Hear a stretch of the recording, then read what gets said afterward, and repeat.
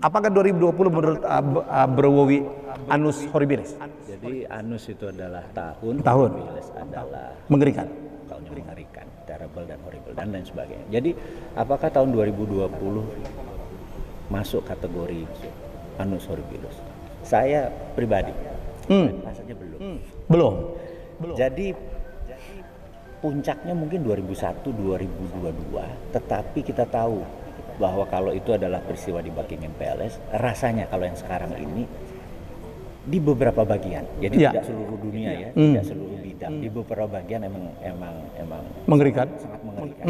Jadi benar di tahun 2020 banyak yang kategorinya mengerikan, tapi tidak semua. Jadi saya sebut apakah ini tahun yang mengerikan untuk apa istilahnya seluruh orang? Ya. Rasanya tidak, gitu ya, belum kategorinya belum. Tapi 2021, 2022 mungkin kalau menurut saya itu lebih mengerikan kalau mismanagement. Jadi gini, kita membagi dua disaster. Ada nature made disaster atau semesta atau Allah, atau yang kedua adalah man made disaster, gitu ya. Dan annus horribilis yang dinyatakan oleh annus horribilis, ini lidah kebalik-balik terus kalau bahasa Latin itu lebih ke man made disaster, iya kan? Man-made disaster.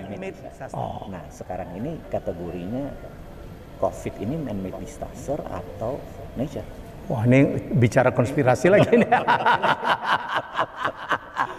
Oke. Kalau masuk kategori man-made disaster, saya kategorikan ini sesuai dengan tahun yang mengerikan. Annus horribilis. Annus horribilis. Saya potong, menurut Mas Wowi, apakah COVID Corona ini buatan atau terjadi dengan sendirinya? Menarik ini, harus diklarifikasi Ya. berkali-kali. Ya. Jadi dari awal saya mengatakan bahwa ini semua by design. By design, buatan. Ini semua buatan. Konspirasi. Semua targeted. Jadi ada dua yang disebut konspirasi. Kalau di Indonesia terkenal dengan KKN, bahasa Inggrisnya kan CCN ya. Jadi Kursi, collusion, kolusi and nepotism. kalau di globalis itu ada C1 lagi. Apa lagi? Konspirasi. Konspirasi. Jadi CCNC atau CCCN. Jadi konspirasi ini ada dua, ada teori konspirasi, ada benar-benar atau dibuat. Oke. Sekarang konspirasi itu buat apa? Jadi kita gimana kalau sebelum kita bicara tentang annus horribilis ini, kita bicara dulu, mundur dulu sekian periode, supaya platform kita berpikir ke depan atau landasannya seorang Bosman ini ngomong ada landasan sejarahnya, ada landasan pengetahuannya, sehingga lebih fair kita berdiskusi bahwa dia bullshitter, dia nyari mau dagang gitu ya, Atau nyari panggung?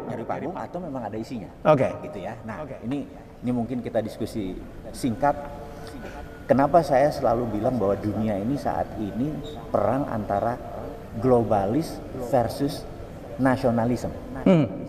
Jadi semakin ke sini 30 tahun terakhir, nasionalisme atau state atau bernegara itu makin luntur karena semua apa-apa menjadi global, apa-apa menjadi global gitu ya. Jadi contoh kalau kita misalnya Indonesia mengikuti global supply chain, bagian dari Supply chain dunia. supply chain dunia, itu masuk teori konspirasi yang dipraktekkan. Karena mendadak kita less nasionalisme.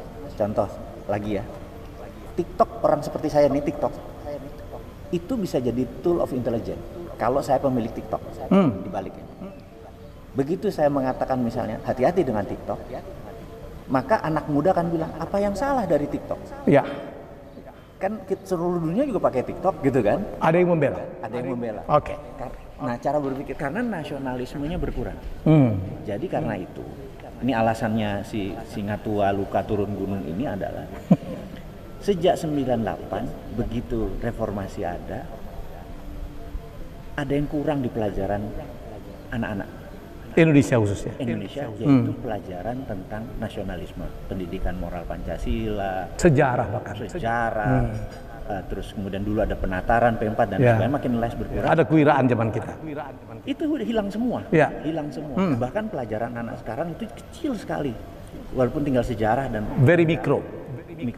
dan membuat anak sekarang alias yang berusia 35 tahun ke bawah itu tidak mengerti, tidak bisa membedakan mana nation threat, mana nation interest, mana survival of the nation. Nggak paham? Nggak paham. Jadi, memang tidak dididik. Tidak dididik. Bahkan kita tanya yang pertanyaan sederhana, tinggi mana human right sama nation right? Itu mereka nggak bisa ngebedain. Karena mereka sudah di-feed bahwa human right lebih tinggi daripada nation right. Padahal untuk membuat negara ini intact, utuh dan segala macam, nation right harus didulukan. Tanpa harus membantai seseorang dua. Nah, ini karena dibalik-balik, sekali lagi ini adalah tool untuk membuat penaklukan sebuah negara. Jadi dulu tuh perang adalah ini apa? Invasi tanpa perang. Dan itulah yang dulu sejak tahun mungkin 45 adalah perang militer terakhir. Kategori sekarang ini adalah militer.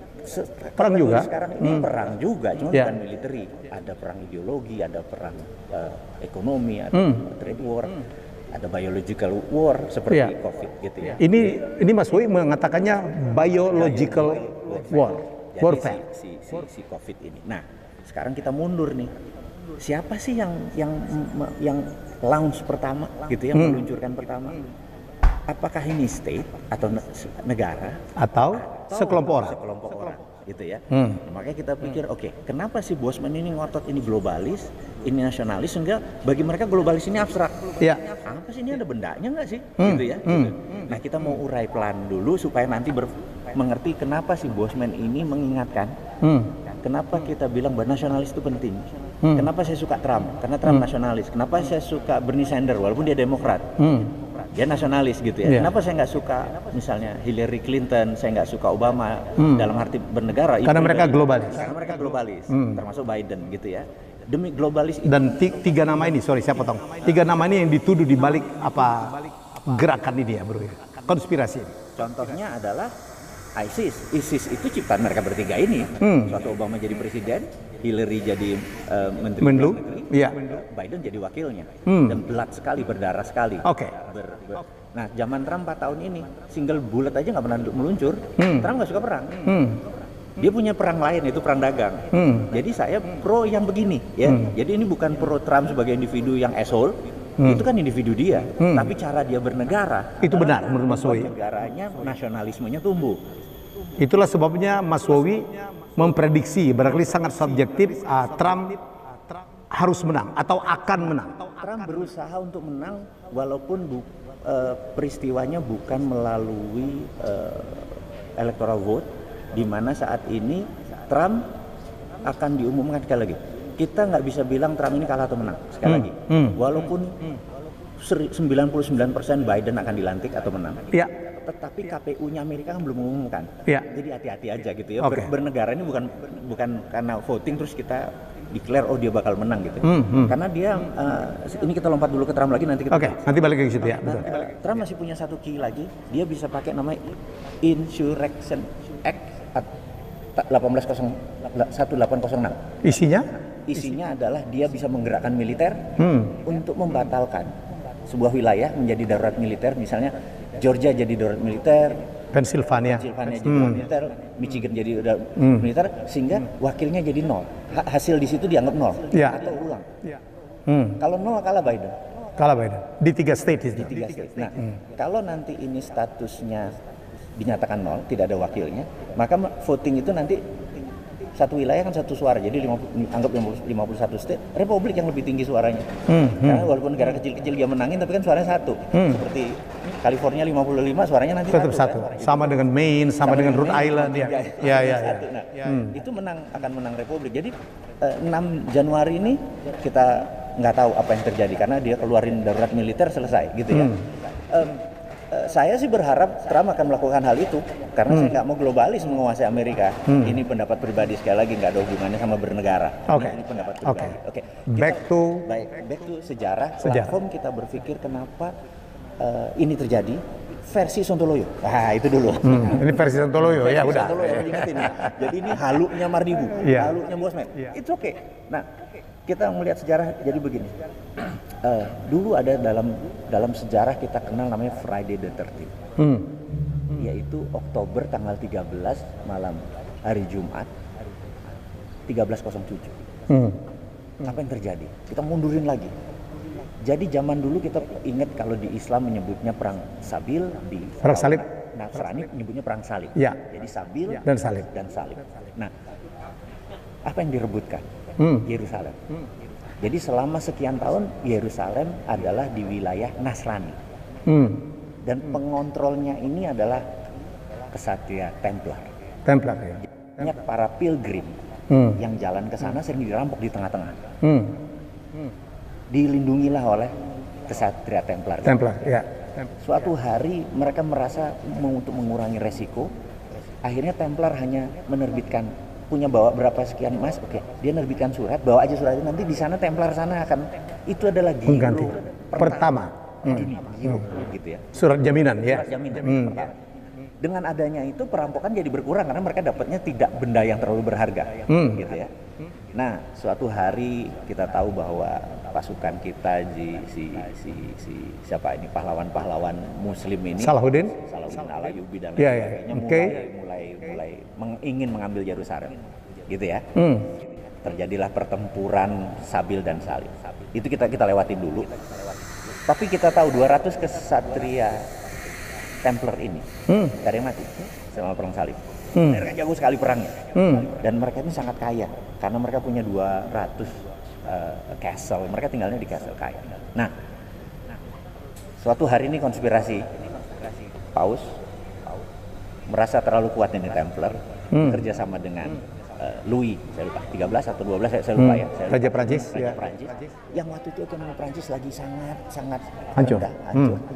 Disarankannya adalah ambil aja hartanya Templar itu. Jadi hari Friday the 13th 1307 adalah Prancis kerajaannya menyerang seluruh Templar. Hari itu massacre. Mati mungkin sekitar 80% kesatria Templar. Yang menarik adalah begitu selesai mereka bantai dalam tanda petik, tidak ada satu sen pun atau harta pun yang mereka dapat, kosong itu semua. Nah, sejarah itu kan 1307. Sejarah total hilang. Maksudnya kemana nih harta?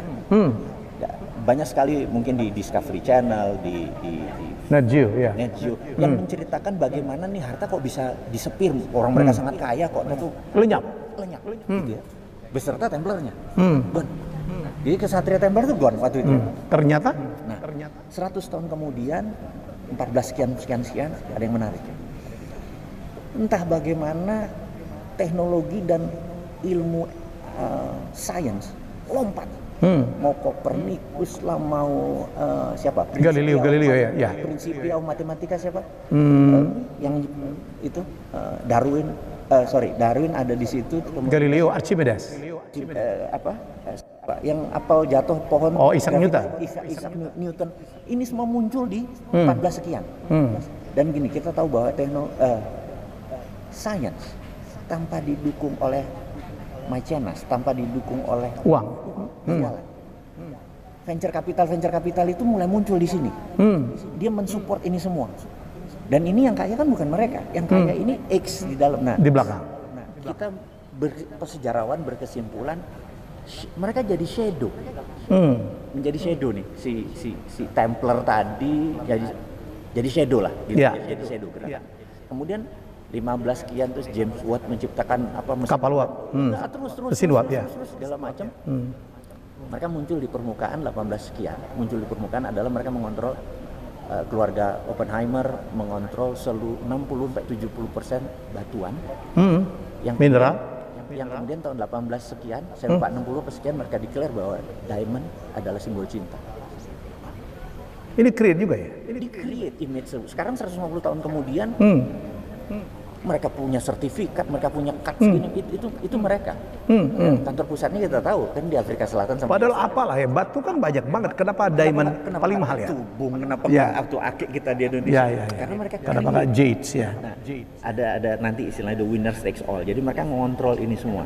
Ujung-ujungnya adalah suatu mata uang pertama diterbitkan di 400 tahun yang lalu, kemudian banking di Italia. Berapa 14 sekian. Bangko ya. Itu semuanya mengantar uang tadi dan persis apa yang dilakukan Templar, gitu kan? Ini mulai